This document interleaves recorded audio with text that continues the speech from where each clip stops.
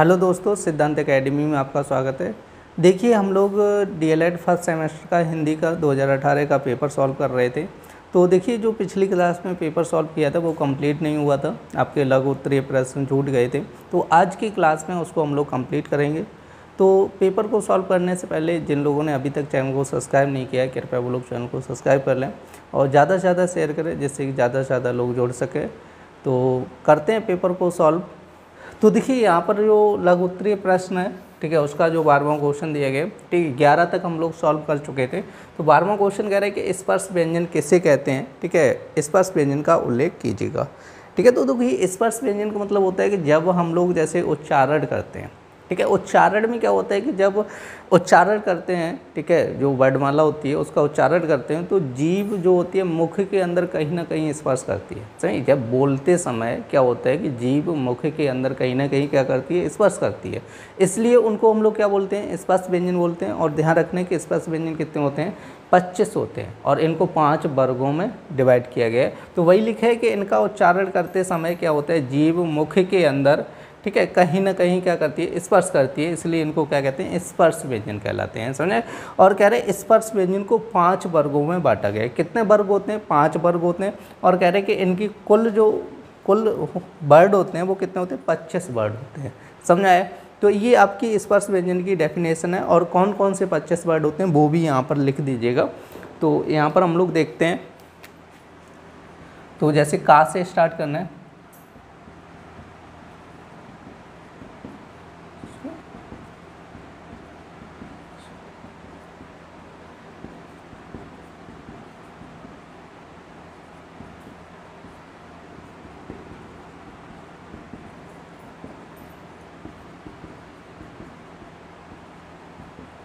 ठीक है। तो ये आपके जो, ठीक है, 25 वर्ड होते हैं, इनको स्पर्श व्यंजन बोला जाता है। समझाया।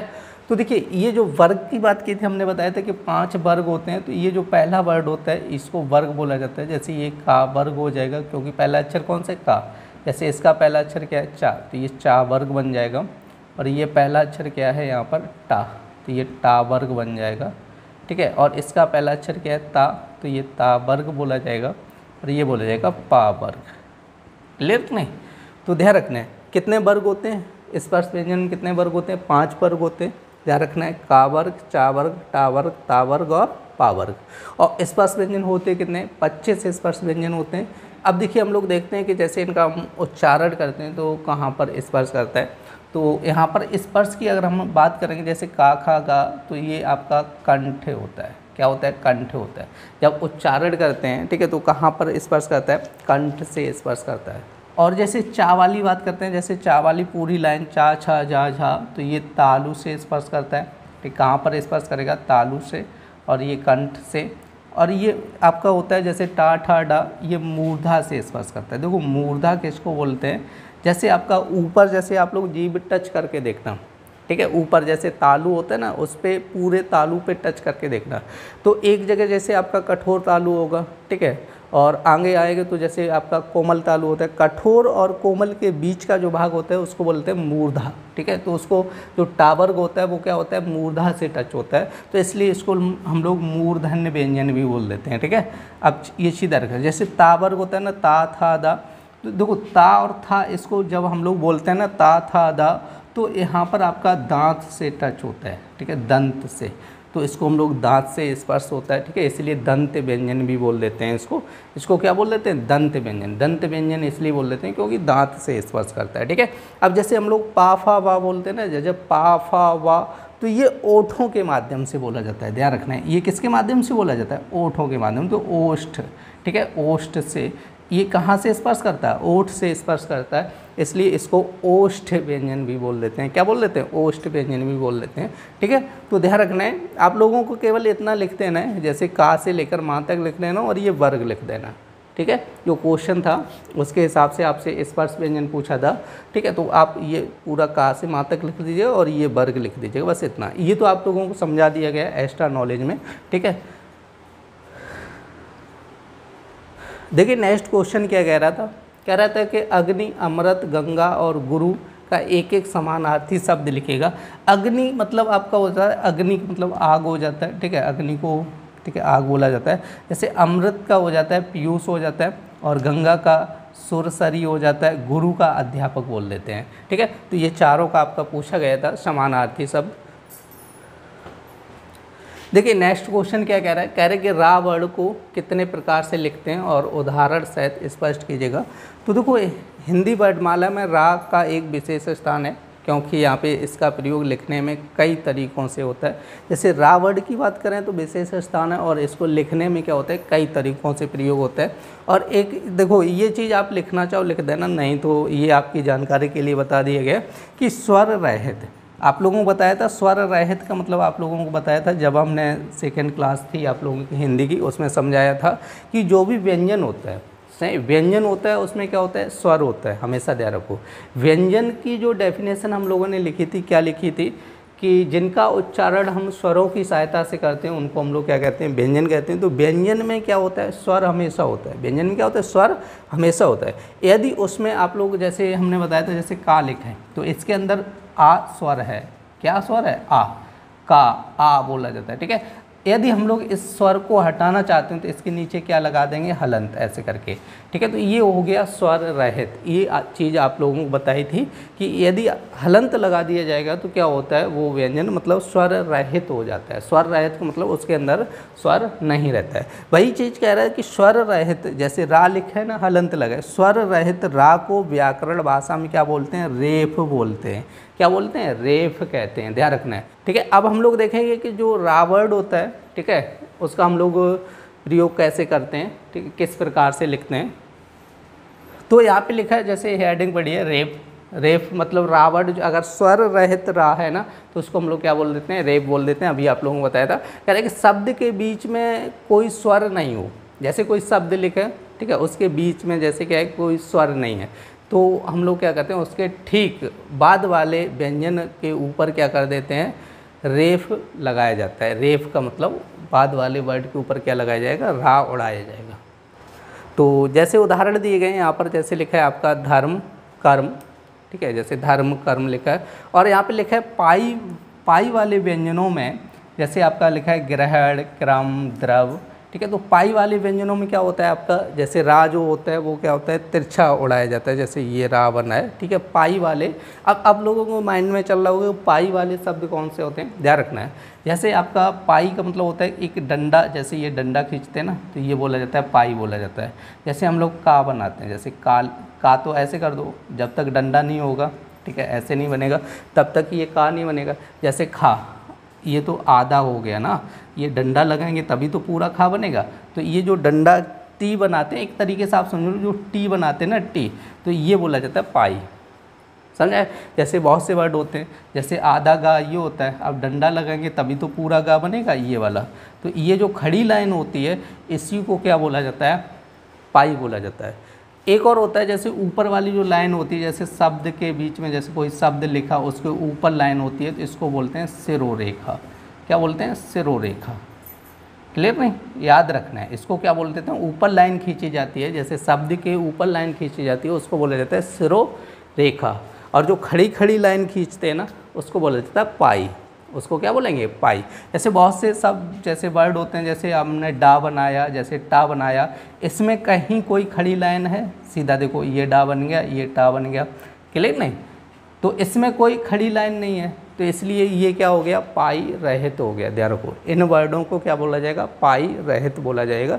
जैसे का बना होता है तो ये क्या होगा, पाई वर्ड हो जाएगा। जैसे खा बना होगा तो ये क्या होगा, पाई वर्ड हो जाएगा। ध्यान रखो, ठीक है, जिसमें आपका खड़ी लाइन नहीं होगी उसको बोला जाएगा पाई रहित। तो यहाँ पे लिखा है पाई वाले व्यंजन। पाई वाले व्यंजन में क्या होता है, आपका रा जो बनता है वो तिरछा उड़ाया जाता है। ठीक है, तो यहाँ पे जैसे ग्रहण क्रम जैसे द्रव्य बोल दिया गया।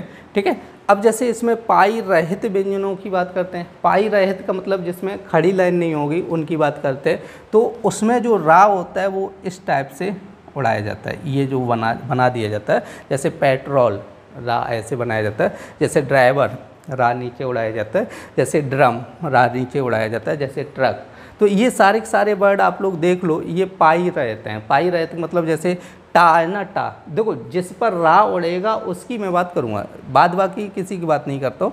जैसे टा बना है ना, तो टा देखो पाई रहता है, डा बना ना, डा पाई रहता है, जैसे ये टा बना पाई रहता है, ध्यान रखना है। क्लियर नहीं?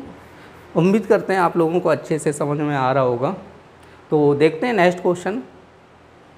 देखिए नेक्स्ट क्वेश्चन क्या कह रहा है, कह रहा है कि ब्राह्म चिन्हों से आप क्या समझते हैं, किन्हीं दो ब्राह्म चिन्हों के को उदाहरण से समझाइएगा। तो हमसे ब्राह्म चिन्हों की बात की गई, तो सबसे पहले डेफिनेशन देखेंगे कि देखो ब्राह्म चिन्ह का मतलब होता है एक तरीके से, ब्राह्म चिन्ह का मतलब पहले तो ब्राह्म का मतलब समझ लेना, जैसे रुकना या ठहरना। ठीक है, ब्राह्म का मतलब क्या होता है, रुकना या ठहरना। रुकना या ठहरना का मतलब जैसे हम लोग बातचीत करते हैं या कोई सेंटेंस बोलते हैं, तो उसमें जैसे हम लोग बोलते हैं जैसे राम, ठीक है, फिर दूसरा जैसे बंदा आएगा तो उसको हम लोग थोड़ा रुकेंगे, थोड़ा राम, फिर बोलते हैं श्याम। राम, श्याम और मोहन ऐसे ही तो बोलते हैं। ठीक है, जैसे राम, श्याम और मोहन, तो राम श्याम के बीच में थोड़ा हम रुके से, तो ये जो रुके थोड़ा जो समय दिया, ठीक है, वही बोला जाता है आपका विराम। सही, ऐसे नहीं बोलना है राम श्याम तुरंत नहीं, राम श्याम नहीं, राम श्याम और मोहन। ठीक है, तो ये चीज़ रखना है कि जैसे हम लोग सेंटेंस बोलते हैं तो उसके बीच में थोड़ा रुकते हैं, ठीक है, थोड़ा समय लेते हैं, तो उसी को बोला जाता है विराम। ठीक है, अब उस विराम को, ठीक है, जैसे विराम लगाए जो समय लिया, उसको प्रदर्शित करने के लिए कोई संकेत का प्रयोग करते हैं। जैसे हम लोग राम थोड़ा रुके, फिर क्या बोला श्याम, तो इसके बीच में जैसे ये कॉमा लगा दिया, तो ये कॉमा क्या बोला जाएगा, आपका विराम चिन्ह बोला जाएगा। जैसे बात पूरी हो जाए, जैसे राम श्याम और मोहन, ठीक है, बाजार गए, क्या बोला, बाजार गए। अब सेंटेंस खत्म हो गया, बाजार गए, तो यहाँ पर क्या लगाएगा, अब जैसे बाजार गए बात खत्म हो गई, कंप्लीट हो गई, तो यहाँ पर क्या लगेगा, फुल स्टॉप लगेगा। इसको भी बोला जाता है विराम चिन्ह, समझे ना, क्योंकि यहाँ पे पूरी बात खत्म होगी तो इसको पूर्ण विराम बोल देते हैं। क्या बोलते हैं, पूर्ण विराम बोल देते हैं। ठीक है, बीच में जैसे राम के बाद थोड़ा हमने रुके, तो अब बात तो कंप्लीट नहीं हुई ना, बात यहाँ पे आधी अधूरी है, तो इसलिए इसको बोला जाता है अल्प विराम बोला जाता है। अल्प विराम का मतलब होता है बहुत कम समय के लिए रुकना। तो आप लोगों को विराम के बारे में समझ में आ गया होगा। विराम का मतलब क्या होता है कि ठीक है, जैसे बात बोल रहे हैं, कोई सेंटेंस बोल रहे हैं, तो उसके बीच में थोड़ा रुकना, तो उसको क्या बोला जाता है, विराम बोला जाता है, जैसे रुकना या ठहरना। तो अब हम लोग इसकी डेफिनेशन देखते हैं। कहते हैं वाक्य बोलते अथवा लिखते समय बीच में या अंत में कहीं रुकना पड़ता है, जिसे प्रकट करने के लिए कुछ चिन्ह लगाए जाते हैं। ठीक है, जैसे बीच में या अंत में रुकना पड़ता है, तो उसको क्या करना है, प्रकट करने के लिए कोई चिन्ह लगाए जाते हैं। इन चिन्हों को हम लोग क्या कहते हैं, विराम चिन्ह कहते हैं, समझे। तो ये विराम चिन्ह की डेफिनेशन रही। अब हमसे कह रहे हैं किन्हीं दो विराम चिन्हों को उदाहरण सहित लिखिएगा। तो अब हम लोग देखते हैं दो विराम चिन्ह। तो देखिए हम दो विराम चिन्ह देखते हैं। आपका एक तो पूर्ण विराम होता है, दूसरा अल्प विराम होता है। देखो दोनों के बारे में अभी बता चुका हूँ आप लोगों को। जहाँ बात पूरी हो जाए या वाक्य समाप्त हो जाए, वहाँ पूर्ण विराम, ये खड़ी लाइन होती है ना, खड़ी लाइन, इसको पूर्ण विराम बोलता है, चिन्ह लगाया जाता है। ठीक है, जहाँ पे बात पूरी हो जाए, पूरी हो जाए का मतलब बात समाप्त हो जाए, जो बात कहना चाह रहे हैं, ठीक है, या सेंटेंस क्या हो जाए, कह रहे वाक्य समाप्त हो जाए। जैसे मैं पढ़ रहा हूँ, या वह सो रहा है, जैसे वह सो रहा है। ठीक है, वह सो रहा है, तो बात कंप्लीट हो गई ना हमारी कि वह सो रहा है, तो क्या लगेगा यहाँ पर, पूर्ण विराम। ठीक है, जब ध्यान रखना है कि जब बात पूरी हो जाए या वाक्य पूरा हो जाए, तो वहाँ पर क्या लगेगा, पूर्ण विराम लगेगा, समझे ना। तो पूर्ण विराम की आप लोग डेफिनेशन देख लेना। अब उसके बाद बात करते हैं हम लोग अल्प विराम की। ठीक है, अल्प विराम में क्या होता है, वाक्य में जहाँ थोड़ा या अल्प समय के लिए रुकना हो, ठीक है, थोड़ा या बहुत कम समय के लिए रुकना हो, तो उसको हम लोग बोलते हैं अल्प विराम। वहाँ पर क्या होता है, अल्प विराम, जैसे ये कॉमा लगता है, चिन्ह का प्रयोग किया जाता है। जैसे रोको, फिर क्या लगे, कॉमा, रोको मत जाने दो, समझे, रोको मत जाने दो। देखिए यहाँ पर जो हमने थोड़ा समय लिया, ठहरे। अब इसी में क्या होता है, देखो पूरे दो सेंटेंस लिखे, दोनों का मतलब अलग अलग हो गया। ठीक है, जैसे यहाँ पे लिखा है रोको मत जाने दो। ठीक है, रोको मत जाने दो। अब इस सेंटेंस को पढ़ो, क्या लिखा है, रोको मत, सही, रोको मत, उसके बाद क्या लगा है, आपका अल्प विराम लगा है, तो थोड़ा रुकना है, रोको मत जाने दो। अब इसका मतलब समझो, रोको मत जाने दो। सही, दोनों सेंटेंस आप लोगों को समझ में आ रहे होंगे। एक और अगर सेंटेंस देखना चाहो तो अभी एक लिखाया था वही लिख लो, जैसे राम, श्याम और मोहन स्कूल गए, या स्कूल गए या बाजार गए, कुछ भी लिख लेना, ठीक है।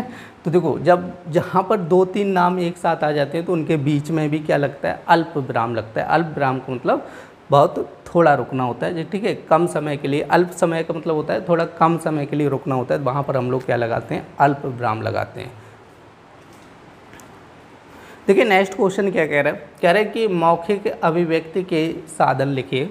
तो मौखिक अभिव्यक्ति की बात कर रहा है, तो यहाँ पे ध्यान रखना कि बालक प्रारंभिक अवस्था में अपने भावों को मौखिक भाषा में ही प्रकट करता है। मौखिक भाषा का मतलब ये होगा, जैसे बालक प्रारंभिक अवस्था मतलब जैसे छोटा बालक होता है तो सबसे पहले क्या करता है, मुँह से ही बोलता है, ठीक है, लिखना तो बाद में सीखता है, ठीक है। तो वही लिखा है कि अपने भावों को किस रूप में व्यक्त करता है, मौखिक भाषा। मौखिक भाषा मतलब बोल कर व्यक्त करता है, ठीक है। आगे चलकर वह क्या करता है, लिख कर अपने भावों को प्रकट करता है, ठीक है। जब बड़ा हो जाता है, जब लिखना सीख जाता है तभी तो लिख कर प्रकट करेगा।